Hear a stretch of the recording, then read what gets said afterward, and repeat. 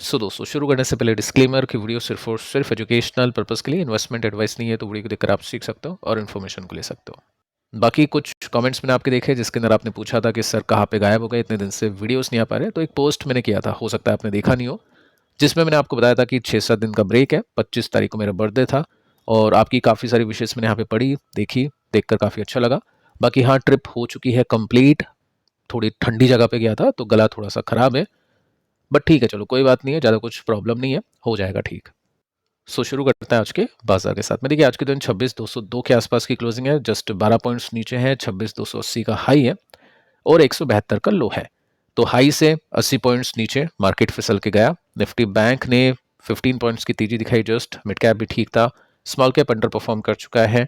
1433 stocks नीचे है 1231 के अगेंस्ट में, यानी 1200-1300 स्टॉक्स ऊपर और 1400-1500 स्टॉक्स नीचे हैं। हो सकता है आपके पोर्टफोलियो ने नेगेटिवली परफॉर्म किया हो। बाकी ऑटोमोबाइल, फार्मा, मीडिया, एफएमसीजी तेजी में था और एनर्जी और फाइनेंस, रियलिटी, आईटी ये सब नीचे आके बंद हुए थे। अब देखिए आज के दिन मार्केट ने फ्लैट क्लोजिंग दी है, कुछ तेजी मंदी देखने को नहीं मिली। और उसके पीछे का रीजन क्या है? Q2 जीडीपी डेटा जो मार्केट काफी अच्छी तरह से देखेगा, क्योंकि इससे पता चलता है कि देश की क्या सिचुएशन है, किस तरह की निफ्टी की वैल्यूएशन मिलनी चाहिए, क्या ग्रोथ है, क्या डी ग्रोथ है, सब कुछ यहाँ पे देखना मार्केट के लिए काफी इंपॉर्टेंट है। सो डेटा आउट हो चुका है और डेटा आउट हुआ है आफ्टर मार्केट क्लोजिंग, यानी मंडे के दिन इसका इंपैक्ट आपको देखने को मिलेगा। सो जीडीपी डेटा कुछ ऐसा है कि ग्रोथ जंप कर चुकी है 6 क्वार्टर के हाई पर। 6 क्वार्टर का हाई है, बहुत बड़ी बात है। 8.2% की जंप यहाँ पे देखने को मिली है। सो काफ़ी अच्छी ग्रोथ है। 8% की ग्रोथ तो मतलब आप बहुत कम टाइम होगा जब आपने देखा होगा कि 8% की ग्रोथ आई है। मैक्सिमम 6-7% की ग्रोथ अपन देख पा रहे थे। तो क्वेश्चन ये बनता है कि एक्सपेक्टेशंस कितनी थी और उसको बीट किया है या फिर नहीं। सो एक्सपेक्टेशन का डेटा भी आपके सामने है, शाम को 4 बजे के आसपास की न्यूज़ है और इसके अंदर आप सिंपली नोट कर सकते हैं कि 8.2% की ग्रोथ है Q2 में, जो कि प्रीवियस ग्रोथ से भी ऊपर है। प्रीवियसली कितनी ग्रोथ हमने देखी? 7.8% की। अब एस्टिमेट था कि प्रीवियस ग्रोथ से थोड़ा सा कम परसेंटेज ऑफ ग्रोथ अपने को देखने को मिलेगा, यानी 7.8 से घट के 7.4% की ग्रोथ अपन देख सकते हैं। लेकिन यहाँ तो 7.8 नहीं, 8.2% की ग्रोथ देखने को मिली है। सो एफआईज देखेगी ग्रोथ को पॉजिटिवली और देखते हैं मंडे को किस तरह का रिएक्शन होगा। चांसेस काफ़ी हाई है कि निफ्टी हो सकता है गैप अप के साथ में ओपनिंग कर दें। सो आगे चलते हैं, एक और न्यूज़ हम देख लेते हैं कि निफ्टी बैंक ने हिट कर दी है रिकॉर्ड हाई। 3 स्ट्रेट तेजी बनी है और उसकी वजह से बैंक निफ्टी भी इस समय ऑल टाइम हाई पर जाके पहुंच चुका है। अब देखिए बैंक और आईटी दोनों कॉन्ट्रा तरीके से काम करते हैं। जब बैंक चलते हैं तो मोस्टली आईटी कंपनीज नहीं चलती है और जब आईटी कंपनीज चलती है तो बैंक्स नहीं चलते हैं। ठीक है, ज़्यादातर ऐसे होता है। जैसे मैं आपको 5 साल का डेटा दिखाने की कोशिश करता हूँ, ये छोटे छोटे पॉइंट्स अगर आप देखोगे। सो ये निफ्टी आईटी है और यहाँ पे बैंक देखो एक बार कि निफ्टी बैंक नीचे और आईटी ऊपर। ठीक है, साथ में अगर आप देखोगे यहाँ पे आपको डिटेल में दिखाई दे जाएगा कि ये बैंक एंड आईटी इस समय नीचे थे, लेकिन यहाँ पे सिंपली थोड़ा सा और गहराई से देखें तो बैंक इस तरह से जा रहा है जबकि आईटी इस तरह से परफॉर्म कर रहा है। ठीक है, तो ये सब चीज़ें चलती है मार्केट के अंदर। अभी भी आप देखोगे तो यहाँ पे भी आईटी नीचे था, बैंक्स ऊपर। ठीक है, सो अभी बैंक अच्छा कर रहा है और निफ्टी बैंक के अंदर काफ़ी अच्छी तेजी बनी हुई है। सो बैंक जो है या फिर जो बैंकिंग सेक्टर है वो भी इस समय काफ़ी अच्छा है मोमेंटम इन्वेस्टर्स के लिए। और आईटी सेक्टर की बात करें तो वो काफ़ी इंपॉर्टेंट है उन इन्वेस्टर्स के लिए जो बेट लेना चाहते हैं, कॉन्ट्रा बेट लेना चाहते हैं और वैल्यू इन्वेस्टिंग करना चाहते हैं। क्योंकि जब कोई भी सेक्टर नीचे होता है तो उसका मतलब ये नहीं कि वो चलेगा नहीं, उसको टाइम लगेगा, लेकिन वो सेक्टर चलता भी है। सो निफ्टी बैंक काफ़ी अच्छा कर रहा है और उसको खरीदने का एक ऑप्शन है। निफ्टी बैंक खरीदना है इन्वेस्टर के पॉइंट ऑफ व्यू से तो फिर बैंक बीज आप सर्च कर सकते हैं और उसके अंदर बैंक का ईटीएफ आपको मिल जाएगा जो कि निपॉन प्रोवाइड करता है, जो कि मोमेंटम इन्वेस्टर्स के लिए। साथ में निफ्टी आईटी की बात करें, आईटी खरीदना है, इंडेक्स की बात कर रहा हूँ, तो ईटीएफ मिल जाएगा। आईटी बीस आप सर्च करोगे तो उसके अंदर आपको ईटीएफ मिल जाएगा। पिछले 5 साल में आईटी ने जस्ट 35% की तेजी दिखाई है, ओनली 35%। उससे पहले की जो तेजी आपने देखी थी आफ्टर कोविड बहुत ज़्यादा थी। मैं आपको बता चुका था कि वैल्यूएशन के अंदर भी काफ़ी ज़्यादा ड्रामेटिकली तेजी आई है और उसके अंदर बहुत ज़्यादा ऊपर वैल्यूएशन पहुंच चुकी है। साथ में निफ्टी बैंक की बात करें तो ये अंडर वैल्यूड था और इसमें 107% की तेजी पिछले 5 साल में मिली है। सो ये आईटी भी है आपके सामने और इसमें अगर मैं आपको बताऊं तो यहाँ पे स्विंग्स चलते हैं। एक स्विंग यहाँ पे मिला, अगर ये स्विंग कंप्लीट होता है तो ओनली 6% का गेन इसमें देखने को मिल जाता है। ETF वैसे भी इन्वेस्टिंग के लिए लोग कम यूज़ करते हैं, ट्रेडिंग के लिए ज़्यादा यूज़ करते हैं। इन्वेस्टिंग करनी है तो म्यूचुअल फंड अच्छे होते हैं, और ट्रेडिंग करनी है तो फिर वो ETF अच्छे होते हैं। साथ में अगर आप देखोगे कि यहाँ से अगर इस प्राइस से all time high Nifty IT भी पहुंच जाता है तो 20% का गैप इसमें देखने को मिलता है। सो करेंटली दोस्तों मार्केट कुछ ऐसा हो चुका है कि 20% 30% की गेन की एक्सपेक्टेशन करना है तो उसमें कुछ महीनों का, कुछ क्वार्टर का वेट ना करके एक्सपेक्टेशन कुछ ऐसी सेट करके चलनी है कि कम से कम साल लग सकता है, 1 साल लग सकता है 30% 20% कमाने के लिए, इंडेक्स की बात कर रहा हूँ। बाकी स्टॉक्स के ऊपर डिपेंड करता है कि किसके नंबर्स कैसे हैं, किसकी अर्निंग कैसी है। कुछ कंपनी के नंबर्स बहुत अच्छे गए हैं तो उसके स्टॉक तेजी से चल सकते हैं, खराब गए हैं तो गिरेंगे, इनलाइन गए हैं तो फिर उनमें टाइम लगेगा। आगे चल के अपन डिस्कशन करते हैं। बाकी देखिए दोस्तों, आपके सामने एक डेटा है जिसके अंदर आप सिंपली नोट कर सकते हैं एक निफ्टी 15 ने ऑल टाइम हाई को टच किया था अभी कुछ टाइम में। हम काफ़ी डिटेल से देख पा रहे हैं इस पोजीशन को जिसके अंदर 5% की तेजी मंदी ये सब चीज़ें चल रही थी। उसके बाद में एक ब्रेकआउट मिला और यहाँ पे ऑल टाइम हाई को निफ्टी ने टच किया। क्या क्या पॉइंट्स बने थे पिछले 14 महीनों की बात करें, 14 महीने हो चुके हैं ऑल टाइम हाई को टच किए। सो यहाँ पे आपने देखा कि इलेक्शन से पहले की तेजी बनी अच्छे आउटकम की वजह से, लेकिन उसके बाद में गिरावट हुई खतरनाक वाली, क्योंकि एक्सपेक्टेशंस बीट की थी इलेक्शन के, सॉरी मिस की थी इलेक्शन के आउटकम में। साथ में आप देखोगे तो वैल्यूएशन की चिंता हो गई थी, उसके बाद में गिरावट हुई, इनकम टैक्स कट यहाँ पे मिला, उसके बाद में थोड़ा सा मार्केट रुका, यूएस टैरिफ की धमकियाँ, इंडिया पाकिस्तान का युद्ध, यहाँ पे काफ़ी अच्छा मौका था इन्वेस्टिंग का। उसके बाद में तेजी बनी, GST कट होता है, और अभी के समय निफ्टी ऑल टाइम हाई पे इसीलिए है क्योंकि इम्प्रूव हो चुका है अर्निंग्स का आउटलुक, यानी अगले कुछ क्वार्टर में नंबर्स अच्छे आ सकते हैं। ऐसा क्यों, आपने नोटिस किया होगा कि इस क्वार्टर के जो भी रिजल्ट हमने देखे हैं, अगर रिजल्ट 19-20 थे, बहुत अच्छे नहीं भी थे, तो मैक्सिमम जो कंपनीज है ना उन्होंने कमेंट्री अच्छी दी है अगले क्वार्टर की या सेकेंड हाफ की। अगले 2 क्वार्टर की बात कर सकते हैं तो कमेंट्री काफ़ी अच्छी देखने को मिली है, चाहे वो पेंट कंपनीज हो, चाहे वो बैंक्स हो, या फिर वो IT कंपनीज हो, अच्छे नंबर्स आने की एक्सपेक्टेशंस यहाँ पे की है। तो इस वजह से मार्केट अभी इस समय पहुंच चुका है ऑल टाइम हाई। क्वेश्चन ये बनेगा कि मार्केट तो ऊपर जा चुका है लेकिन पोर्टफोलियो ऊपर नहीं है, तो उसको लेकर आगे चल के बातचीत करते हैं, क्योंकि जो निफ्टी को तेजी मिली है ना वो निफ्टी बैंक की वजह से मिली है ज़्यादातर। निफ्टी का जो मैक्सिमम एक्सपोजर है वो फाइनेंस है और उसके अंदर मैक्सिमम बैंक्स आते हैं। IT अभी नीचे है लेकिन बैंक्स ने निफ्टी को संभाला है, और आपके पास में अगर IT कंपनीज की पोजीशन ज़्यादा है, कुछ ऐसी कंपनीज हैं, तो आपके पोर्टफोलियो को ऑल टाइम हाई जाने में थोड़ा सा टाइम लगेगा, क्योंकि IT अभी ऊपर जाने के लिए थोड़ा सा स्ट्रगल कर सकता है। ठीक है, सो ये सब सिचुएशन है, निफ्टी ऑल टाइम हाई के करीब है। अब क्वेश्चन ये बनता है कि Q2 का GDP डेटा अच्छा देखने को मिल रहा है। सो पेपर में काफ़ी अच्छी ग्रोथ मिली है और GDP में।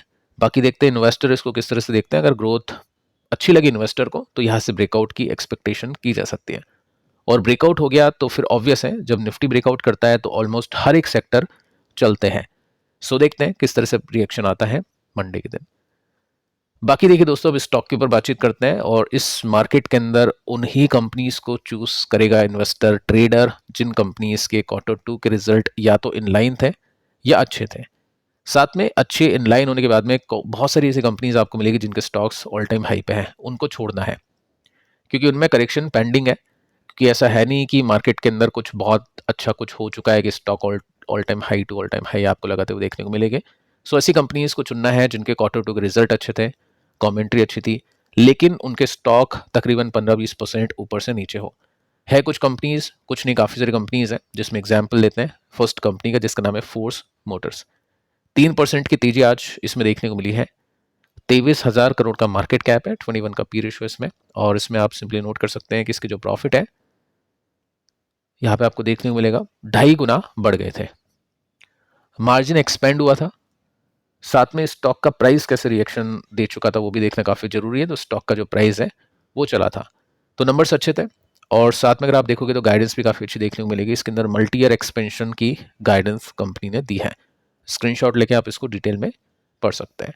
सो तीनों पॉइंट्स अच्छे हैं इसके अंदर। साथ में चार्ट को देखें तो चार्ट भी इसका अच्छा देखने को मिलता है, जिसके अंदर आप सिंपली नोट कर सकते हैं कि यहाँ पे एक बॉटम बना, उसके बाद में अगला सपोर्ट ऊपर, उसके बाद में फिर सपोर्ट ऊपर बना, और अगर ये रेसिस्टेंस ब्रेक कर देता है, ऑल टाइम हाई पे पहुंचता है, तो 22% का स्विंग इसमें अभी बाकी है। ठीक है, तो इसको आप अपनी स्टडी में रख सकते हैं, इसको चेक कर सकते हैं। बाकी इस तरह की काफ़ी सारी कंपनीज और भी हैं, कमेंट करके आप बताइएगा, क्योंकि यहाँ पे जस्ट अपन 3 कंपनीज को डिस्कस करें। आपके पास भी काफ़ी सारी कंपनीज होगी जिनमें ये तीनों पॉइंट्स हो गए, नंबर्स अच्छे, कमेंट्री अच्छी, लेकिन स्टॉक्स नीचे, और स्टॉक नीचे के साथ में वो रिवर्सल भी दे रहे होगे, तो आप लिख सकते हैं ताकि बाकियों को भी हेल्प मिले। LTTS ये भी देखना इंपॉर्टेंट है, 1% की तेजी आज जस्ट इसमें बनी है, 36 का पी रेशो है, इसके भी नंबर्स अच्छे गए थे, पिछले 2 क्वार्टर से नंबर्स अच्छे तो नहीं बोलूंगा लेकिन चलो ठीक है, इन लाइन गए थे। साथ में स्टॉक अभी काफ़ी नीचे भी है, वो भी पॉइंट आप इसमें नोट कर सकते हैं। और ये चीज़ मैं आपको बता चुका था कि जब तक ये ब्लू लाइन क्रॉस नहीं करेगा, जब तक ऊपर जाने की चांसेस काफ़ी कम है। अब ये जो चार्ट आप देख रहे हैं ना, ये वीकली चार्ट है, और इसके अंदर सिंपली आप देखिए 2021 से 22 ये कितना अच्छा था इसके लिए, मल्टीपल हुए थे स्टॉक। फिर 22 से लेकर 23 हम बोल सकते हैं स्टॉक ने अंडर परफॉर्म किया। फिर 23 से लेकर 24 ने स्टॉक ने आउट परफॉर्म किया। 24 से 25 आप देखोगे तो साइडवेज था, और 25 से 26 नीचे था। यानी हम ये मान सकते हैं कि ये जो 32% के गेन है, 1 साल का टारगेट इसको दे के चलना है। ऐसा कुछ नहीं है आपको खरीदना है, मैं आपको टारगेट दे रहा हूँ कि 1 साल बाद 32% आपको मिलेगा। जस्ट मैं आपको बता रहा हूँ कि स्टॉक के पैटर्न को देख के आप किस तरह से अंडरस्टैंडिंग बैठा सकते हैं और किस तरह से आप रियलिस्टिक एक्सपेक्टेशन कर सकते हैं।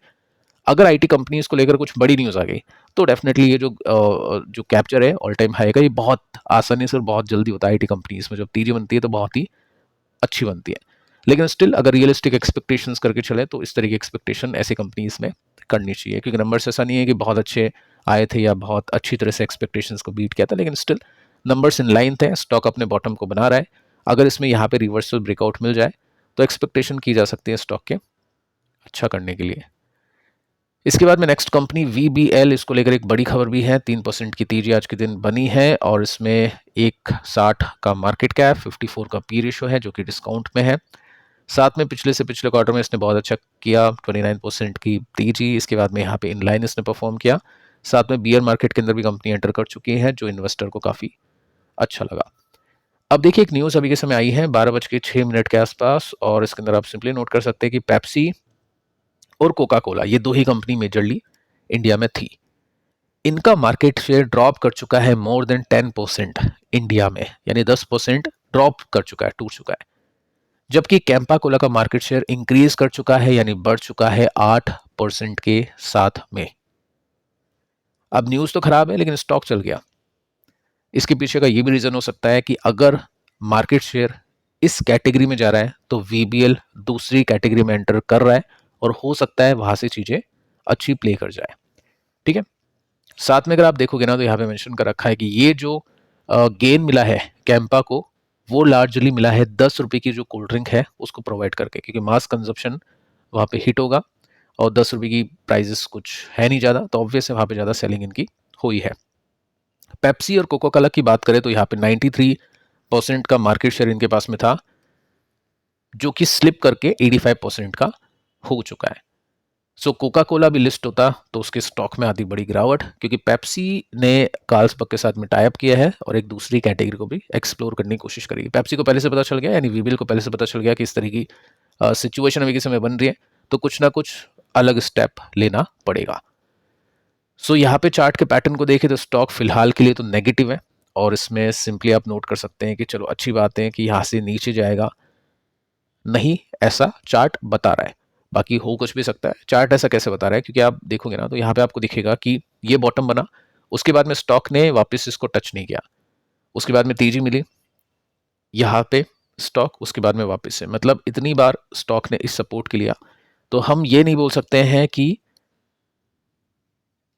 लोअर लो का पैटर्न है। जैसे यहाँ पे आप देखोगे लो, उसके बाद में लो, तो तीसरा लो नीचे नहीं बना, तो हम ये बोल सकते हैं कि यहाँ पे चलो ठीक है, ये बॉटम बनाने की कोशिश कराए, बट ऊपर जाना पॉसिबल जब होगा जब कुछ अच्छे रिजल्ट कंपनी दिखाएगी।